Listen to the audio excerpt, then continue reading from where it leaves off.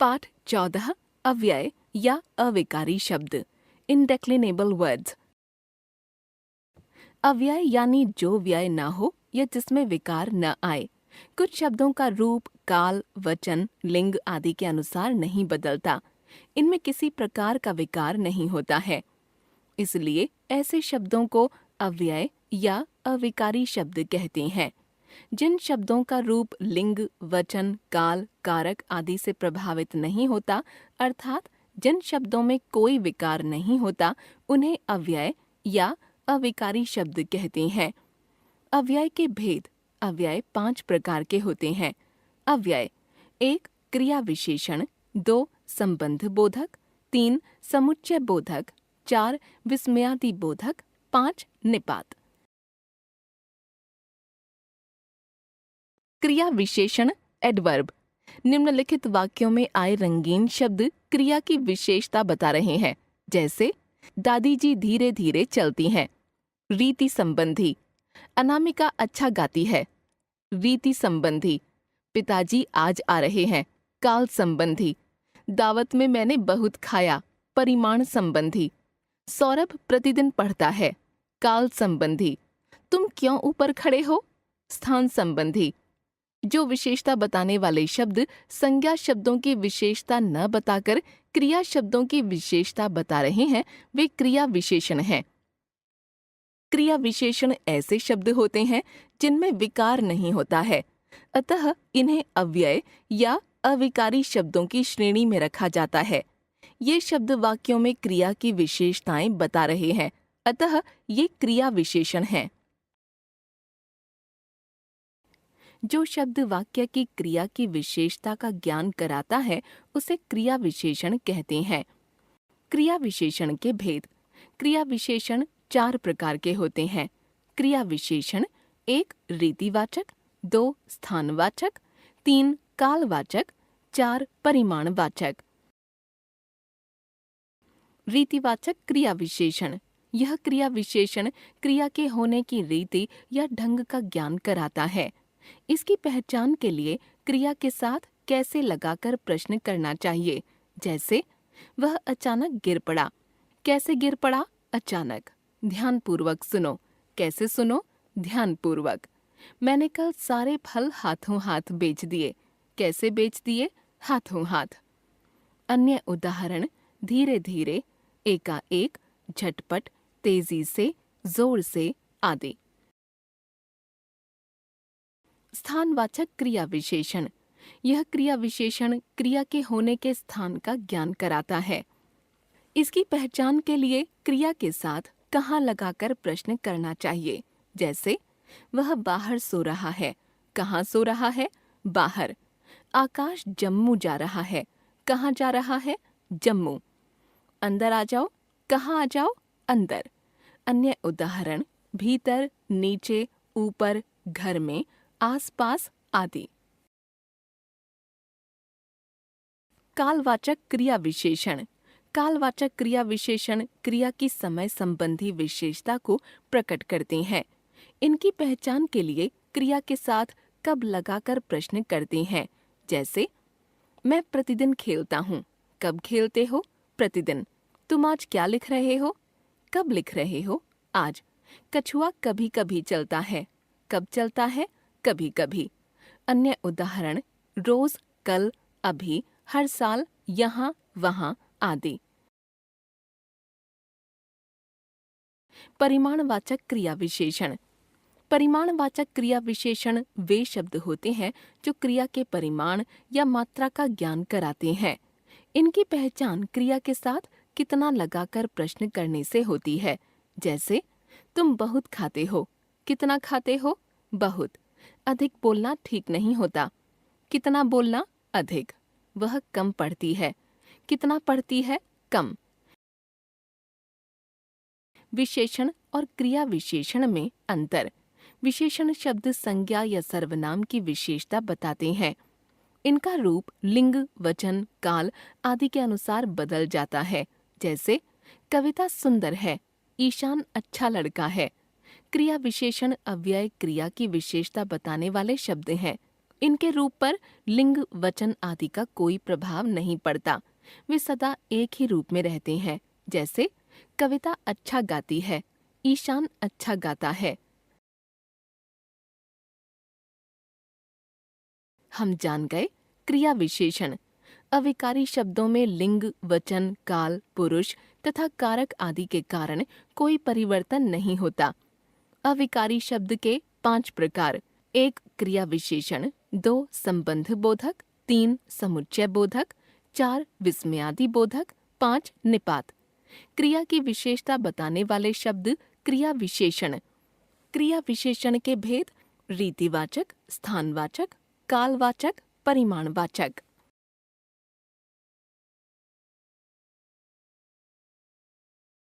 संबंध बोधक, प्रेपोजिशन। संबंध बोधक यानी संबंध का ज्ञान कराने वाला। निम्नलिखित वाक्यों में आए रंगीन शब्दों पर ध्यान दीजिए। गर्मी के मारे बुरा हाल है, घर जाकर भोजन से पहले नहा लूंगा, धूप के साथ लू भी चल रही है। उपर्युक्त वाक्यों में के मारे, के साथ और से पहले ऐसे शब्द या शब्द समूह हैं जो वाक्य की संज्ञा या सर्वनाम का संबंध दूसरे शब्दों से बताते हैं। ऐसे शब्द संबंध बोधक कहलाते हैं। जो अविकारी शब्द संज्ञा या सर्वनाम के बाद जुड़कर उनका संबंध वाक्य के अन्य शब्दों से दर्शाते हैं, उन्हें संबंध बोधक अव्यय कहते हैं। संबंध बोधक के भेद। संबंध बोधक अव्यय निम्नलिखित प्रकार के हैं। 1 कालवाचक संबंध बोधक, से पहले, के बाद, के पश्चात, से पूर्व आदि। 2 स्थानवाचक संबंध बोधक, के ऊपर, के नीचे, के भीतर, के अंदर, के बाहर आदि। 3 समतावाचक संबंध बोधक, तुल्य, के समान, के बराबर, की तरह, के जैसा आदि। 4 विरोधवाचक संबंध बोधक, के विपरीत, के खिलाफ, के विरुद्ध आदि। 5 साधनवाचक संबंध बोधक, के द्वारा, के माध्यम, के सहारे आदि। 6 पृथकतावाचक संबंध बोधक, से दूर, से अलग, से हटकर आदि। 7 संगवाचक संबंध बोधक, के संग, के साथ, के सहित आदि। 8 दिशावाचक संबंध बोधक, के समीप, के पास, के सामने, के चारों ओर आदि। 9 तुलनावाचक संबंध बोधक, की तरह, की अपेक्षा, के समान आदि। 10 हेतुवाचक संबंध बोधक, के लिए, हेतु, के कारण, की खातिर आदि। संबंध बोधक और क्रिया विशेषण में अंतर। कुछ शब्द संबंध बोधक और क्रिया विशेषण दोनों रूपों में प्रयोग किए जाते हैं। जैसे यहाँ, ऊपर, पास, सामने, नीचे, भीतर आदि। जब इन शब्दों का प्रयोग संज्ञा या सर्वनाम के साथ होता है तब ये संबंध बोधक होते हैं, लेकिन जब इनके द्वारा क्रिया की विशेषता बताई जाती है तब ये क्रिया विशेषण होते हैं। जैसे बिल्ली भीतर गई, क्रिया विशेषण, बिल्ली घर के भीतर है, संबंध बोधक। बाहर जाओ, क्रिया विशेषण, कमरे से बाहर जाओ, संबंध बोधक। बिल्ली नीचे बैठी है, क्रिया विशेषण, बिल्ली पेड़ के नीचे बैठी है, संबंध बोधक। समझते चलें, उपर्युक्त शब्दों का प्रयोग जब संबंध बोधक की तरह होता है तब उनसे पहले से, के, की आदि जुड़ जाते हैं, लेकिन यदि वाक्य में इन शब्दों से पहले से, के, की आदि न जुड़े हों तो ये क्रिया विशेषण बन जाते हैं। हम जान गए संबंध बोधक। संज्ञा या सर्वनाम शब्दों के साथ जुड़कर उनका संबंध वाक्य के अन्य शब्दों के साथ बताने वाले शब्द संबंध बोधक। संबंध बोधक के प्रकार कालवाचक, स्थानवाचक, समतावाचक, विरोधवाचक, साधनवाचक, पृथकतावाचक, संगवाचक, दिशावाचक, तुलनावाचक, हेतुवाचक। समुच्चय बोधक, कंजंक्शन। वाक्य में आए रंगीन शब्द और उसके प्रकार्य पर ध्यान दीजिए। वाक्य प्रकार्य: राम और श्याम खेलने गए, जोड़ने का कार्य। मेहनत करो ताकि सफलता मिले, कारण परिणाम बताने का कार्य। शांत रहो अथवा यहाँ से जाओ, विकल्प बताने का कार्य। उपर्युक्त वाक्यों में रंगीन शब्द ऐसे शब्द हैं जो दो शब्दों, वाक्यांशों या दो वाक्यों को जोड़ रहे हैं, अतः ऐसे शब्द समुच्चय बोधक अव्यय कहलाते हैं। जो शब्द दो शब्दों, दो वाक्यांशों या दो वाक्यों को जोड़ने का कार्य करते हैं उन्हें समुच्चय बोधक अव्यय कहते हैं। समुच्चय बोधक अव्यय को योजक भी कहते हैं। समुच्चय बोधक के भेद। समुच्चय बोधक अव्यय दो प्रकार के हैं। समुच्चय बोधक, एक समानाधिकरण, दो व्यधिकरण। समानाधिकरण समुच्चय बोधक दो या दो से अधिक समान स्तर वाले शब्दों, पदबंधों, वाक्यों, उपवाक्यों को जोड़ने वाले शब्द समानाधिकरण समुच्चय बोधक अव्यय कहलाते हैं। जैसे सीता और गीता पढ़ते हैं, राम गया होगा या श्याम। माता एवं पिता को बुलाओ, राम खेलता है परंतु मोहन पढ़ता है। भारतीय सभ्यता व संस्कृति श्रेष्ठ है, पढ़ो अथवा सो जाओ। चाहे खेलो चाहे न खेलो, पढ़ाई नहीं की इसलिए फेल हो गया। तुमने खाना खाया परंतु पानी नहीं पिया, बुलावा आया अतः जाना पड़ा। व्यधिकरण समुच्चय बोधक। व्यधिकरण समुच्चय बोधक वे अव्यय होते हैं जो प्रधान वाक्य के साथ एक या एक से अधिक आश्रित वाक्यों को जोड़ते हैं। जैसे अच्छी पढ़ाई करो ताकि अच्छे अंक मिलें, वह फेल हो गया क्योंकि उसने पढ़ाई नहीं की थी। ऐसी पढ़ाई करो जिससे प्रथम आ सको, मैं चला गया इसलिए कि तुम आराम करो, यदि पढ़ोगे नहीं तो फेल हो जाओगे। वह खुश थी मानो कोई बड़ा खजाना हाथ लग गया हो। हम जान गए समुच्चय बोधक दो शब्दों, दो वाक्यांशों और दो वाक्यों को जोड़ने वाले शब्द समुच्चय बोधक अव्यय। समुच्चय बोधक अव्यय के दो प्रकार, एक समानाधिकरण, दो व्यधिकरण।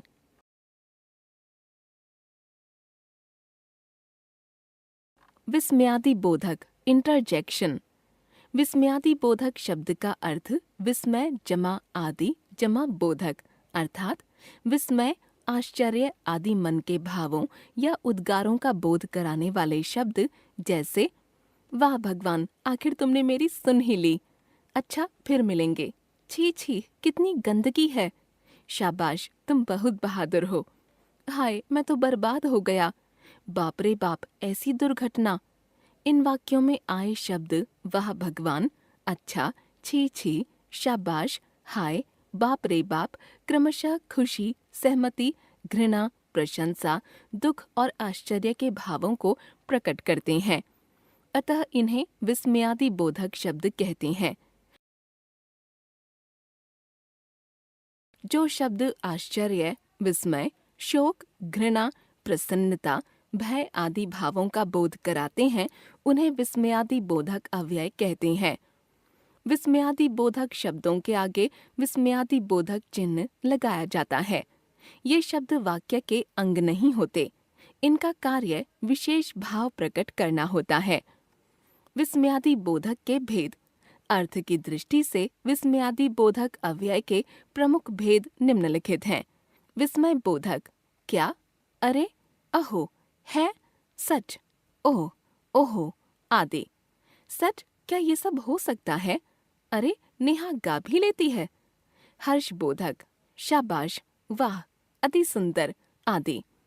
आहा, तो तुम प्रथम आ ही गए। वाह कितना सुंदर मकान है।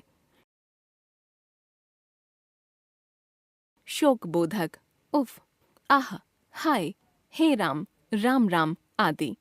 हाय उसका पैर टूट गया। ओह तुम बहुत बीमार हो। स्वीकार बोधक अच्छा, हाँ हाँ, ठीक आदि। बिल्कुल तुमने सही कहा था। हाँ घूमने चले जाओ। घृणा बोधक छी छी, धिक्कार, धत आदि। धत तुम तो बिल्कुल बेकार हो। छी छी वह बहुत गंदा है। चेतावनी बोधक खबरदार, बचो, सावधान आदि। खबरदार मेरी बात मानता है या नहीं, बचो वरना गिर जाओगे।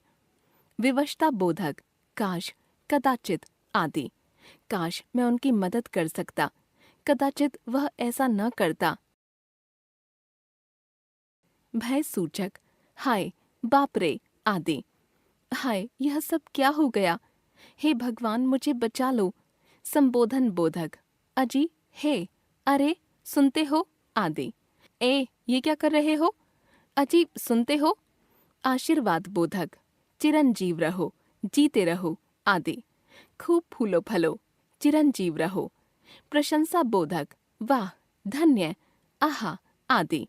वाह, बहुत सुंदर तस्वीर है। धन्य भाग जो आप आए। हम जान गए।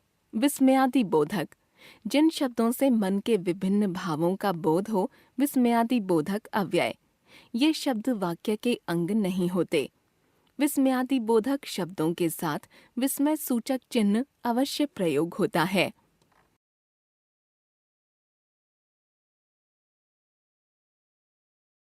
निपात पार्टिकल।